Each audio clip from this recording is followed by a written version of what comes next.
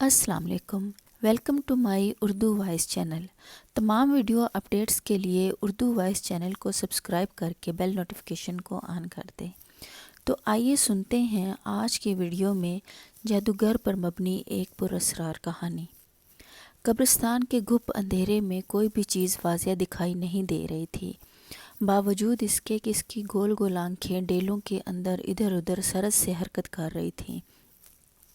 اس کی متلاشی آنکھیں نہ جانے کیا ڈھونڈ رہی تھی، تب ہی اس کی متلاشی نگاہیں ایک جگہ تھم گئیں۔ وہ ایک تازہ قبر تھی جس کی مٹی نرم و گداز مٹی سے ابھی تک بسانت اٹھا رہی تھی۔ اس قبر کی مٹی پر پھول کی پتیاں ابھی تک بکھری پڑی تھیں۔ گلاب کی پتیاں ابھی تک مرجھائی تو نہیں تھیں لیکن سوکھنا شروع ہو گئی تھیں۔ اس کے لبوں پر شیطانی مسکراہٹ جلوہ گر ہو چکی تھی۔ اس کی سیب کی سی گول آنکھیں پہلے سے زیادہ روشن ہو چکی تھیں۔ دیے کی مانند دمکتی وہ آنکھیں مزید چمکنے لگیں۔ اس کے پیچھے کی طرف مڑے ہوئے پیر اس قبر کی طرف بڑھنے لگے۔ جلد ہی وہ اس قبر کے پاس پہنچ گیا۔ عین اسی وقت جب وہ قبر کے بالکل قریب پہنچا، دور فلک پر بادلوں کی اوٹ سے چندہ ماموں نے سر نکالا اور جیسے ہر طرف نور ہی نور پھیل گیا۔ چاند کی چاندنی اس کے چہرے پر پڑی تو اس کی بھیانک نین نقش دکھائی دیے۔ اس کے بالوں میں صدیوں کی میل کچیل مجتمع تھی۔ اس کے چہرے کا گوشت لڑکا ہوا تھا، یوں لگ رہا تھا جیسے گل سڑ کر لٹکا ہوا ہو۔ اس کے چہرے پر ان گنت آبلے آبلے ہوئے تھے۔ یہی نہیں، اس کے ہاتھوں کا حال بھی کچھ کم نہ تھا۔ اس نے گہرے سرمئی رنگ کا سوٹ زیب تن کیا ہوا تھا، لیکن اس کی وگرگوں حالت اس بات کا اعلان کر رہی تھی کہ اس کا ہاتھ جھلسایا گیا ہے یا پھر کسی موذی بیماری نے اپنے لپیٹ میں لے رکھا ہے۔ اس نے ایک خبیثانہ نگاہ ایک شریر بادل کی اوٹ میں ہوتے چاند پر ڈالی اور مسکرایا۔ مسکراہٹ کیا تھی، ایک اور بھیانک منظر تھا۔ اس نے پہلے زنگ آلود دانت چاند کی روشنی میں چمکے اور پھر چاند کی چاندنی ایک لخت غائب ہو گئی۔ دوسرے ہی لمحے اس نے دونوں ہاتھوں سے قبر کی مٹی کو ہٹانا شروع کر دیا۔ جلد ہی نرم مٹی ادھر ادھر بکھر گئی اور اس کے سامنے تختے آ گئے۔ ایک بار پھر چاند نے بادل کی اوٹ سے سر نکال کر جھانکا۔ اس بدبخت شخص نے ایک ساتھ 2 تختے ہٹائے۔ پھر سجدے کی حالت میں لیٹ کر اس نے اپنا دائنا ہاتھ قبر کے اندر ڈالا اور ادھر ادھر ٹٹولنے لگا۔ جلد ہی اس کے ہاتھوں کی حرکت رکی اور دوسرے ہی لمحے اس نے قبر کے اندر رکھی لاش کو باہر نکالا۔ لاش کو اس نے کفن کے درمیان سے جکڑ رکھا تھا، جس کی وجہ سے وہ اس کے ہاتھوں میں پنڈولم کی مانند جھولنے لگی۔ وہ ایک ناقابل یقین اور ناقابل فراموش منظر تھا۔ اس نے زور سے قبر کی مٹی پر لاش کو پھینکا، پھر جھک کر اس نے دونوں ہاتھوں سے کفن کو پرزے پرزے کر دیا۔ جلد ہی کفن میں لپٹی ہوئی لاش اس کے سامنے تھی۔ وہ لاش ایک نوجوان دوشیزہ کی تھی جس کے چہرے پر موت کا کوئی خوف نہ تھا، نہ ہی موت کی اذیت کے باعث اس کی پیشانی پر سلوٹیں عیاں تھیں۔ اس دوشیزہ کا انگ انگ نکھرا ہوا تھا، اس کے شریر کے نشیب و فراز حتیٰ کہ ایک ایک عضو اس کے سامنے تھا۔ اس نے اس دوشیزہ کے کفن کی قید سے آزاد جسم کو دونوں ہاتھوں پر اٹھا لیا۔ عین اس وقت جب اس کا لاشا اٹھا کر چلنے لگا تھا تو فضا میں گولی چلنے کی سماعت شکن آواز گونجی جس نے قبرستان کی سکوت زدہ فضا میں تہلکہ برپا کر دیا۔ وہ بھیانک چہرے والا شخص سہم سا گیا۔ لاش اس کے ہاتھوں سے پھسل کر زمین پر جا گری۔ اس نے خود کو سنبھالا اور مڑ کر اس طرف دیکھا جس طرف سے گولی چلی تھی۔ خبردار! ایک مردانہ آواز نے اس کی سماعت پر دستک دی۔ ہلنے کی کوشش کی تو بھیجا اڑا دوں گا۔ S H O Mangal Pandey کو شروع سے ہی برائی سے کافی کدورت تھا تو وہ ہندو مذہب کا مگر مسلمانوں کے حق میں بہت بہتر تھا۔ جس علاقے میں اس کی پوسٹنگ ہوتی اس علاقے کے لوگ سکھ کا سانس لیتے۔ منگل پانڈے امن و سکون کا متمنی تھا۔ کتنی ہی ہندو شرپسند تنظیموں کو اس نے ناکو چنے چبانے پر مجبور کیا تھا۔ S H O Mangal Pandey کا اس علاقے میں ٹرانسفر ہوئے 2 ماہ ہو گئے تھے۔ منگل پانڈے کی زندگی میں اس سے قبل کوئی ایسا موقع نہ آیا تھا کہ جب کوئی معاملہ اتنا طویل پکڑ سکے۔ اس کا 11 سالہ کیریئر کا یہ پہلا کیس تھا جس نے الٹا اسے ناکو چنے چبانے پر مجبور کر دیا۔ S H O Mangal Pandey نے ہر حربہ آزما کر دیکھا تھا مگر मुजरम इतना शातिर था कि कोई सुराग न छोड़ता था। मंगल पांडे की रातों की नींद और दिन का चैन गारत हो गया था। रात को 11:15 बजे का वक्त होगा। एसएचओ मंगल पांडे अपने ड्राइवर और 2 मुसल्लह जवानों के साथ गश्त करता हुआ कब्रिस्तान के करीब से गुजर रहा था कि गाड़ी हचकोले लेकर यकदम बंद होगी। ऐन उस वक़्त जब ड्राइवर दोबारा गाड़ी को स्टार्ट करने लगा था, उसके साथ फ्रंट सीट पर विराजमान एसएचओ मंगल पांडे की निगाह कब्रिस्तान के अंदर घूमते एक साए पर पड़ी। अचानक चांद की चांदनी में इस इंसान का दिखाई देने वाला हिला उसे कुछ अजीब सा लगा, तो उसने ड्राइवर को गाड़ी स्टार्ट करने से मना कर दिया। एसएचओ मंगल पांडे सरत के साथ गाड़ी से बाहर निकला और उसके निकलने की देर तक मुसल्ला जवान भी बाहर निकल आया। गाड़ी मत स्टार्ट करना। एसएचओ मंगल पांडे के तहकमाना लहजे में ड्राइवर को मुखातिब किया। ना ही इसकी लाइट्स ऑन करना, तुम गाड़ी में ही बैठो और तुम नौजवान की तरह रुख करके मेरे साथ आओ जल्दी। क्या हुआ सर, खैरियत तो है ना? एक नौजवान ने सरगोशियाना अंदाज में उसे मुखातिब किया। मैंने अभी कब्रिस्तान के अंदर किसी को घूमते देखा है। एसएचओ मंगल पांडे बोला। न जाने क्यों मेरा दिल कह रहा है कि दाल में कुछ काला है।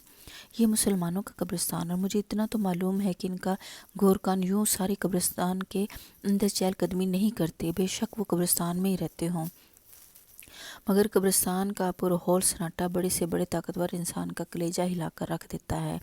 ड्राइवर को गाड़ी में बिठाकर मंगल पांडे समेत मुसल्ला जवान दीवार फलांग कर कब्रिस्तान में आए। तभी उन्होंने इस पर हैबत शक्ल वाले इंसान के हाथों में कोई चीज़ देखी। बगौर देखने पर उनके हवास पाख्ता रह गए। इस शख्स के हाथों में एक भरना लाश थी। मंगल पांडे ने पिस्तौल वाला हाथ ऊपर करके खाली फायर किया कि इस शख्स के हाथों से लाश ज़मीन पर जा गिरी। ज़मीन पर लाश गिरने की वजह से हकीकत आश्कार हुई कि वो लाश किसी जवान लड़की की थी। इस शख्स ने जब मुड़कर उनकी तरफ देखा तो उन सब की रगों में दौड़ता हुआ लहू मंजमंद होने लगा। हिलने की कोशिश की तो भेजा उड़ा दूंगा, एसएचओ मंगल पांडे ने पिस्टल की नॉल इसकी तरफ करते हुए कहा। उन्होंने कहा तो मुसल्लह फौज ने भी इस पर गने तान ली। अपने हाथ ऊपर कर लो। और मुसल्ला जवान ने उसको कहा, और घुटनों के बाद ज़मीन पर बैठ जाओ। अगर किसी भी किस्म की चालाकी दिखाने की सही की तो तेरे शरीर में इतने छेद कर दूंगा कि तू भूल जाएगा कि खाना कहाँ से है और निकालना कहाँ से है। बदशक्ल इंसान जो फायर की आवाज़ सुनकर सहम सा गया था, इसने फ़ौरन अपनी मुंतशिर होते हुए आवाज़ को काबू में किया और खा जाने वाली आंखों से सबको घूरा। फिर उसने ज़मीन पर गिरी भरना दोशीज़ा की लाश को देखा। एसएचओ मंगल पांडे इस वक्त सकते की हालत में रह गया जब उसने देखा कि इस इंसान ने इसकी बात को पसे पुश डालकर झुक कर इस दोशीज़ा की लाश को उठाना चाहा। अबे ओ साले, ज़िंदगी प्यारी नहीं है क्या? मंगल पांडे गुस्से से पेचोताप खाकर बोला। इतना कहकर मंगल पांडे ने इसकी तरफ कदम बढ़ाए तो उसकी देखा देखी उसके मुसल्ला जवान भी आगे बढ़े। तब तक वो लाश को एक बार फिर हाथों की झोली में उठाकर खड़ा हो गया था। लाश को नीचे रख दो, वरना तेरी तिक्का बोटी एक एक करके रख दूंगा। आखिरी बार तुझे समझा रहा हूँ, अगर हुक्म की तामील ना की तो तेरा बुरा हशर होगा। बावले, तुम मूर्ख है, इस शख्स ने अपने भद्दे फैले दांत निकालते हुए कहा, और दूसरे ही लम्हे उनके दरमियान से यूं गायब हो गया जैसे गधे के सर से सींग गायब होते हैं। इस मंजर ने सबको वर्ता हैरत में मुब्तला कर दिया था। इनके सामने एक तरफ खोदी गई कब्र इस बात का मुंह बोलता सबूत था कि इसने जो कुछ भी देखा था इसमें बेयकीनी की कोई गुंजाइश बाकी न थी। मावराई मखलूक से मुतल्लिक सुनी सुनाई कहानियाँ आज उन्हें हकीकी मालूम पड़ रही थी। सर, एक नौजवान की खौफ की शिद्दत के बायस कांपती हुई आवाज़ ने उन्हें एसएचओ मंगल पांडे की समात पर दस्तक दी तो उसने सवालिया आंखों से उसे देखा। मैं जानता हूँ कि तुम क्या कहना चाहते हो, एसएचओ मंगल पांडे बोले। चलो, पता तो चला कि इन वाक़यात के पीछे किसी इंसान का हाथ नहीं, भगवान की मोहगन इस गंदी मखलूक का खात्मे में ही करूँगा। सर, अब क्या करना है? दूसरे नौजवान ने पूछा। तुम में से कोई भी मीडिया के सामने या किसी के सामने भी इस बारे में कोई बात ना करे, एसएचओ ने सबको तहकमाना अंदाज में समझाते हुए कहा। बात का बतंगड़ बन जाएगा और उसे हमारी नाकामी तस्वर किया जाएगा। इस कब्र पर मिट्टी डालकर उसे बंद कर दो। सब जवानों ने मिलकर कब्र दोबारा बंद कर दी और इस राज को वहीं दफना कर वो बाहर निकले। ड्राइवर को उन्होंने यही बताया कि वो गलतफहमी का शिकार हो गए थे। شانتی نگر سے باہر بنی یہ حویلی آصف زدہ حویلی کے نام سے جانی جاتی تھی۔ رات تو درکنار، دن دہاڑے بھی کوئی اس طرف نہیں جانتا تھا۔ شانتی نگر گاؤں کوئی چھوٹا سا گاؤں نہیں تھا، بلکہ ایک شہر کی مانند تھا۔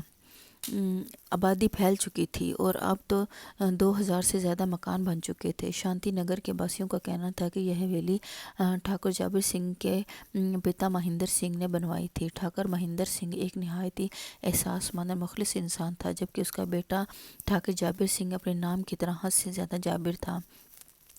ٹھاکر مہندر سنگھ اپنے بیٹے کو کافی سمجھاتا کہ وہ سدھر جائے۔ ٹھاکر جابر سنگھ کے کانوں پر جون تک نہ رنگتی تھی۔ باپ کی نصیحتوں سے تنگ آ کر ایک دن ٹھاکر جابر سنگھ نے باپ کو زہر دے کر مار دیا۔ سب کو معلوم ہونے کے باوجود کسی میں اتنی طاقت نہ تھی کہ کوئی اس کے خلاف زبان کھولتا۔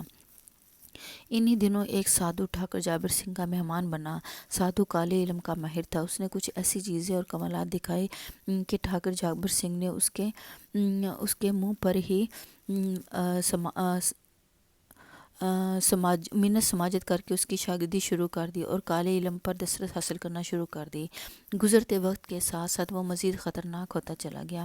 اس نے اپنے چند ملازموں کو پیسے دینا شروع کر دیا اور ان کے ذریعے معصوم بچے اغوا کرنا شروع کر دیا۔ حویلی کے تہہ خانے میں سادھو کے کسی کہنے پر ایک دیو کا آمد بت رکھوایا گیا تھا۔ ان بچوں کو سادھو کے ساتھ مل کر ٹھاکر جابر سنگھ اس بت کے چرنوں میں بلی چڑھا دیتا تھا۔ کسی بھی ملازم کو تہہ خانے میں جانے کی اجازت نہ تھی۔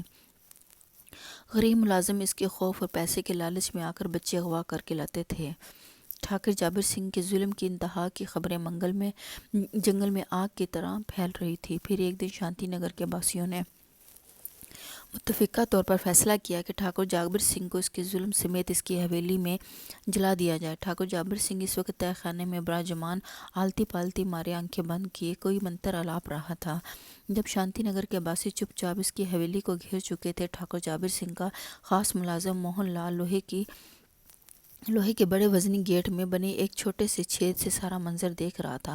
موہن لال گاؤں والوں کی نیت سمجھ چکا تھا۔ اس کا دل بری طرح سے دھڑک رہا تھا۔ ٹھاکر جابر سنگھ کے ہر برے اور ناجائز کام میں وہ اس کا مند و معاون تھا، پر ملازم ٹھاکر جابر سنگھ کو چھوڑ چکا تھا، لیکن سوائے موہن لال کے ٹھاکر جابر سنگھ کے پاس کوئی نہ بچا تھا۔ ٹھاکر جابر سنگھ تو انسان خون گوشت کا عادی ہو ہی چکا تھا، اس نے موہن لال کو بھی عادی بنا دیا تھا۔ جب نیا شکار حویلی میں آتا تو موہن لال تہہ خانے کے دروازے کے پاس چپک کر بیٹھ جاتا اور اس وقت تک نہ ہلتا جب تک اس کا حصہ اس تک نہ پہنچتا۔ موہن لال کو شانتی نگر کے باسیوں کی نیت میں فطور کا پتہ لگ چکا تھا، تو وہ بنا پلکے جھپکائے انہیں دیکھ رہا تھا۔ شانتی نگر کے باسی چھوٹے بڑے ڈرموں کو گدا گاڑیوں پر لاد کر حویلی کے چاروں طرف پھیل رہے تھے۔ موہن لال کے ہاتھوں کے طوطے اڑ گئے۔ حویلی کی چار دیواری کی اونچائی کم و بیش 30-40 فٹ تھی۔ اس کی موٹائی زمین سے 5 فٹ سے شروع ہوتی تھی اور اوپر آخر تک 1 فٹ تک جاتی تھی۔ حویلی کا کل احاطہ 4 کنال تھا۔ یہ بات تو روز روشن کی طرح یاد تھی کہ شانتی نگر والے کسی طور بھی حویلی کے اندر نہیں گھس سکتے تھے۔ موہن لال گاؤں والوں کے اگلے رد عمل کا انتظار کرنے لگا۔ دوسری طرف گاؤں والوں نے غلیل ٹائپ ڈھانچے بنا کر انہیں گدا گاڑیوں پر فٹ کیا تھا۔ بڑے ٹینکوں سے پیٹرول چھوٹے چھوٹے ٹینکوں میں بھر کر ان چھوٹے ٹینکوں کے منہ کھلے چھوڑ کر انہیں ان بڑی غلیلوں کے ذریعے حویلی کے اندر پھینکا جانے لگا۔ چھوٹے ٹینک کلا بازیاں کھاتے ہوئے حویلی کے مختلف حصوں میں گرنے لگے۔ جیسے جیسے کلا بازیاں کھاتے ویسے ویسے پیٹرول ادھر ادھر نکل کر گرنے لگتا۔ حویلی کے اندر ہر طرف سے پیٹرول کی برسات آنے لگی۔ ادھر موہن لال کے ہاتھ پیر پھول گئے۔ وہ سرپٹ تہہ خانے کی طرف دوڑا، جہاں ٹھاکر جابر سنگھ دنیا و مافیا سے بے خبر دیو کا آمد بت کے سامنے 2 زانوں براجمان پوجا پاٹ میں لگا ہوا تھا۔ تہہ خانے کا دروازہ اندر سے بند تھا۔ موہن لال نے دروازہ زور زور سے پیٹنا شروع کر دیا۔ ٹھاکر جابر سنگھ اپنی شعلہ اگلتی آنکھوں کو کھولا اور دور دروازے کی طرف دیکھا۔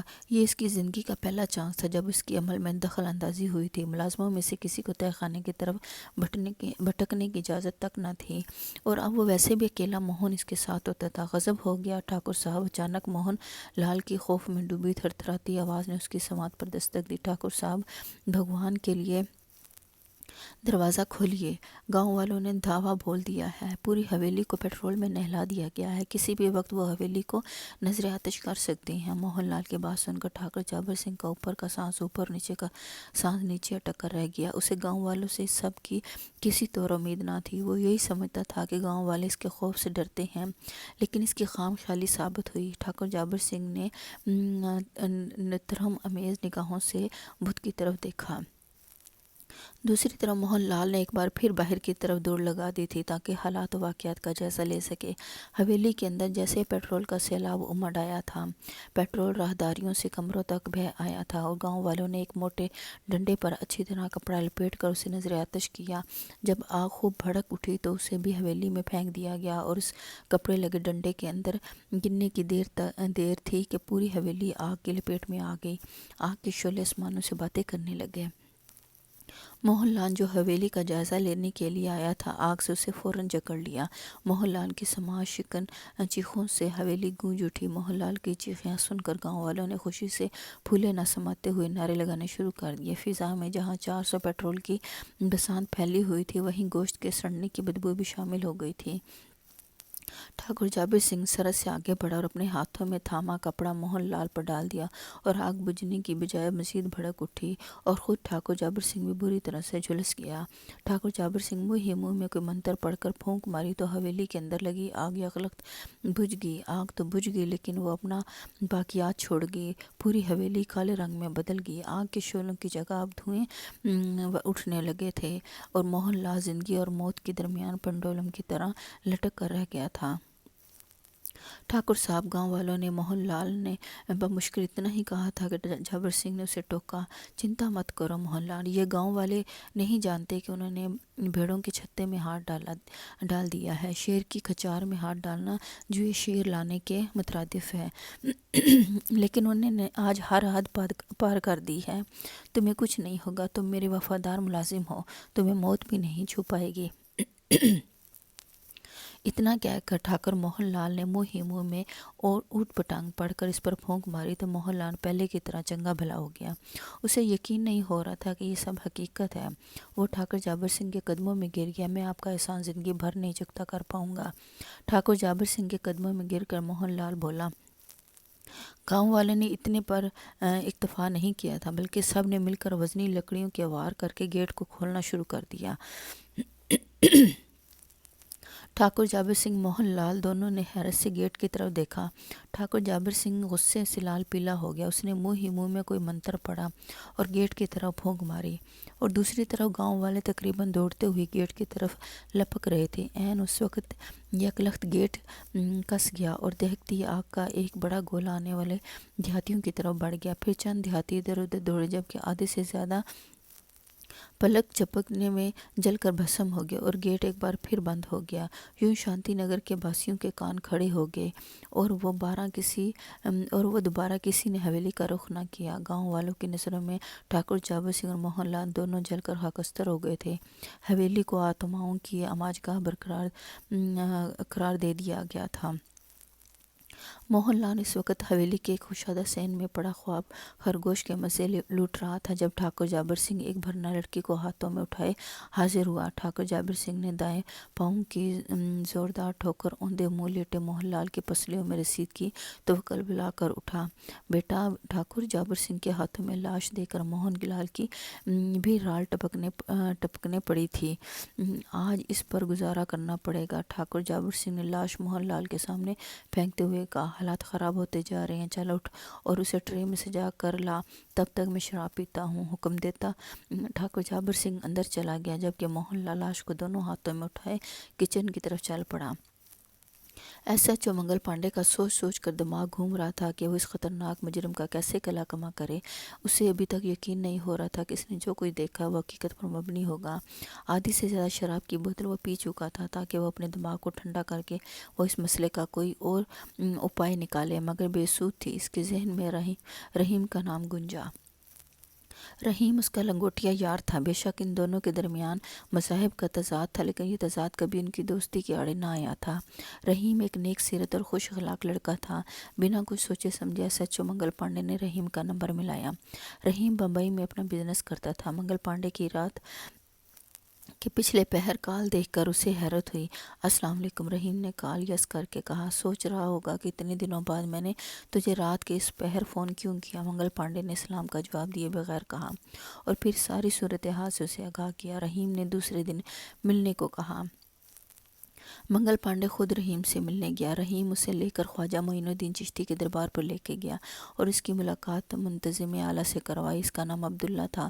صوفی انسان تھے، سفید ریش نے ان کے چہرے کے نور کو مزید اجالا کر رکھا تھا۔ منگل پانڈے ان سے کافی متاثر ہوا اور انہیں اول تا آخر ساری رودات سنائی، جسے سننے کے بعد وہ بولے، اس سے قبل وہ غیر مسلموں کو اپنا شکار بناتا رہا، لیکن آج اس نے ایک مسلمان عورت کی میت کی بے حرمتی کی ہے۔ تم فکر مت کرو، میرے ساتھ چلو اور اسے ہتھ کڑی لگاؤ۔ مگر یہ کیسے ممکن ہے؟ وہ بہت شکتی شالی ہے۔ S H O Mangal Pandey حیرت سے بولا۔ سب سے زیادہ طاقتور خالق کائنات ہے اور اس کے پاک کلام کے سامنے ہر چیز بے بس ہے۔ بزرگ عبداللہ بولے، اب تم دونوں آنکھیں بند کر لو، کیونکہ ہمیں ان دونوں خبیثوں کا خاتمہ کرنا ہے۔ بزرگ عبداللہ کے کہنے پر منگل پانڈے اور رحیم نے آنکھیں بند کی۔ انہیں یوں لگا جیسے انہیں زبردست جھٹکا لگا، اور پھر انہیں لگا کہ جیسے ان کے جسم فضا میں اڑ رہے ہیں۔ تب ہی انہیں دوبارہ بزرگ عبداللہ کی دوبارہ آواز آئی اور انہوں نے ان دونوں کو آنکھیں کھولنے کا حکم دیا۔ آنکھیں کھولتے ہی انہوں نے عجیب منظر دیکھا۔ ان کے سامنے ایک وسیع اور عریض رقبے پر پھیلی اونچی چار دیواری تھی، جس کی حالت دیکھ کر اندازہ لگایا جا سکتا تھا کہ اسے کسی دور میں نظر آتش کرنے کی کوشش کی گئی تھی۔ بزرگ عبداللہ نے ان دونوں کو وہیں رکنے کا حکم دیا اور خود حویلی کی طرف چل پڑے۔ انہوں نے منہ ہی منہ میں قرآنی آیات پڑھ کر پھونک ماری تو عرصہ دراز سے بند وزنی گیٹ پر پرزا پرزا ہو کر زمین پر جا گرا۔ موہن لال اور ٹھاکر جابر سنگھ اس سب سے بے خبر گھوڑے بیچ کر سو رہے تھے۔ موہن لال ٹھاکر جابر سنگھ کے کمرہ خاص میں کے باہر اوندے منہ لیٹا ہوا تھا۔ کمرے کا دروازہ بند تھا، مگر چٹخنی نہیں لگی ہوئی تھی۔ بزرگ عبداللہ موہن لال کو نفرت سے دیکھتا ہوا دروازے کی طرف بڑھے اور ایک زوردار لات مار کر انہوں نے دروازے کے پٹ کھولے۔ اس افتاد پر موہن لال سمیت ٹھاکر جابر سنگھ بھی ہڑبڑا کر اٹھ بیٹھا۔ دونوں نورانی چہرے والے باریش بزرگ کو دیکھ کر حیرت کے سمندر میں غوطۂ زن ہو کر رہ گئے۔ دونوں حیرت سے بزرگ عبداللہ کو تک رہے تھے کہ وہ اندر کیسے آ گیا تھا۔ تمہارا وقت اجل آن پہنچا، بزرگ عبداللہ نے ٹھاکر کو جابر سنگھ کو مخاطب کرتے ہوئے کہا۔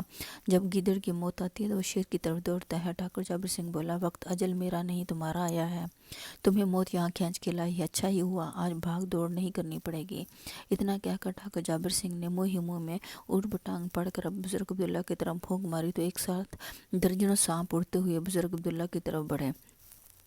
بزرگ عبداللہ نے اونچی آواز میں سورہ یاسین پڑھنی شروع کر دی۔ ٹھاکر جابر سنگھ نے ایک ساتھ کتنے ہی وار کیے، مگر اس کا کوئی بھی وار بزرگ عبداللہ کا بال تک نہ بھینگا کر پایا۔ جیسے جیسے سورہ یاسین مکمل ہو رہی تھی، ٹھاکر جابر سنگھ کے چہرے کے تاثرات بدلنا شروع ہو گئے، حتیٰ کہ ٹھاکر جابر سنگھ کی حالت دیدنی ہو گئی۔ اس کی ترحم آمیز حالت دیکھ کر موہن لال کے ہاتھ کے چکے چھوٹ گئے۔ سورہ یاسین مکمل پڑھ کر بزرگ عبداللہ نے ٹھاکر جابر سنگھ کی طرف منہ کر کے تسبیح پر پھونک ماری اور تسبیح اس کی طرف اچھال دی۔ تسبیح سیدھی جا کر ٹھاکر جابر سنگھ کے گلے میں پھندے کی طرح پھنس گئی۔ ٹھاکر جابر سنگھ کی فلک شگاف چیخوں سے حویلی گونج اٹھی۔ کتنی ہی دیر تک چیخنے کے بعد ٹھاکر جابر سنگھ گر کر بے ہوش ہو گیا۔ بزرگ عبداللہ نے آگے بڑھ کر اس کے گلے سے تسبیح نکالی اور اسے بالوں سے پکڑ کر گھسیٹنا شروع کر دیا۔ موہن لال خوف کی شدت کا باعث بری طرح سے کانپ رہا تھا۔ اسے گھسیٹ کر باہر لاؤ، بزرگ عبداللہ نے تحکمانہ لہجے میں کہا تو موہن لال نے جھٹ سے بے ہوش ٹھاکر جابر سنگھ کو بالوں سے پکڑا اور گھسیٹتا ہوا باہر لے آیا۔ S H O Mangal Pandey اور رحیم دونوں حیرت سے یہ منظر دیکھ رہے تھے۔ اس کی شیطانی طاقتیں ختم ہو گئی تھی۔ بزرگ عبداللہ نے ان کے قریب پہنچ کر کہا، یہ دونوں اب صرف آدم خور ہی نہیں، انہیں کسی طور بھی رہائی مت دلوانا۔ S H O Mangal Pandey نے تشکر آمیز نگاہوں سے بزرگ عبداللہ کو دیکھا۔ پھر بزرگ عبداللہ کے حکم پر دونوں نے آنکھیں بند کی اور دوبارہ حکم پر آنکھیں کھولی تو ایس ایچ او پانڈے نے خود کو اپنے تھانے میں پایا۔ ٹھاکر جابر سنگھ اور موہن لال دونوں بے ہوشی کے عالم میں اس کے سامنے بے ہوش پڑے تھے۔ S H O Mangal Pandey نے کھا جانے والی آنکھوں سے دونوں کو دیکھا، پھر اس نے اونچی آواز میں ایک پولیس کانسٹیبل کو بلایا۔ دوسرے علا میں کانسٹیبل اس کے سامنے موجود تھا۔ S H O Mangal Pandey کے حکم پر ٹھاکر جابر سنگھ اور موہن لال کو گاڑی میں بے ہوشی کی حالت میں ڈال دیا گیا۔ S H O Mangal Pandey سمیت سب ایک ویران جگہ پر جا پہنچے۔ کوئی کچھ نہیں جانتا تھا، بس لکیر کے فقیر کے من سب حکم کے پابند تھے۔ ٹھاکر جابر سنگھ اور موہن لال کو ویرانے میں اتارا گیا۔ ان کے ہاتھ پیچھے کی طرف کر کے پیروں سے اس طرح کس کے باندھ دیے گئے تھے کہ وہ حرکت بھی نہ کر سکیں۔ ارد گرد سے چھوٹی موٹی لکڑیاں اکٹھی کر کے ان کا ایک انبار لگا دیا گیا۔ ٹھاکر جابر سنگھ اور موہن لال کی سماج شکن چیخیں ویرانے میں گونج رہی تھی۔ دونوں ایک دوسرے کو مدد کے لیے پکار رہے تھے، لیکن آج دونوں کی حالت ایک جیسی تھی۔ دور، بہت دور S H O Mangal Pandey خود گاڑی ڈرائیو کرتا ہوا لے کر جا رہا تھا۔ آخری بار اس نے سائیڈ مرر میں دیکھا تھا کہ جابر سنگھ اور موہن لال پوری طرح سے آگ کی زد میں تھے۔ رسیوں میں جکڑے ہونے کی وجہ سے آگ نے ان دونوں کا کام تمام کر دیا تھا۔ S H O Mangal Pandey نے جیب سے موبائل فون نکالا اور رحیم کا نمبر ملایا۔ السلام علیکم۔ دوسری طرف سے رحیم نے سلام کیا۔ وعلیکم السلام۔ زندگی میں پہلی بار منگل پانڈے نے رحیم کے سلام کا جواب دیا۔ کہاں ہو رحیم؟ میں اپنی ڈیوٹی پر ہوں۔ کیا ہوا؟ رحیم نے پوچھا۔ کیا بزرگ عبداللہ صاحب میری ملاقات کروا سکتے ہو؟ میں مسلمان ہونا چاہتا ہوں۔ منگل پانڈے بولا تو رحیم سمیت اس کے ساتھ فرنٹ سیٹ پر براجمان ڈرائیور نے حیرت سے اسے گھورا۔ کیا تم مذاق تو نہیں کر رہے؟ رحیم نے پوچھا۔ تم تیار ہو جاؤ، میں آدھے گھنٹے تک تمہارے پاس پہنچنے والا ہوں، منگل پانڈے بولا، اور رابطہ منقطع ہو گیا۔ مسلمانوں کا رب اور اس کا کلام سب کی طاقتور ہے۔ منگل پانڈے نے ڈرائیور کی حیرت میں اضافہ کیا۔ جو کام برسوں سے کوئی نہیں کر پایا تھا، ایک مسلمان نے پلک جھپکنے میں کر دیا، ایک شکتی شالی انسان کو پچھاڑ کر رکھ دیا۔ اگر اس وقت تم بھی ہوتے تو تمہارا بھی فیصلہ یہی ہوتا۔ اتنا کہہ کر منگل پانڈے نے گاڑی کی اسپیڈ مزید بڑھا دی۔ گاڑی فراٹے بھرتی ہوئی آگے بڑھنے لگی۔ امید ہے آپ کو یہ کہانی بہت پسند آئے گی۔ اپنی رائے سے ہمیں ضرور آگاہ کیجیے گا۔ اللہ حافظ۔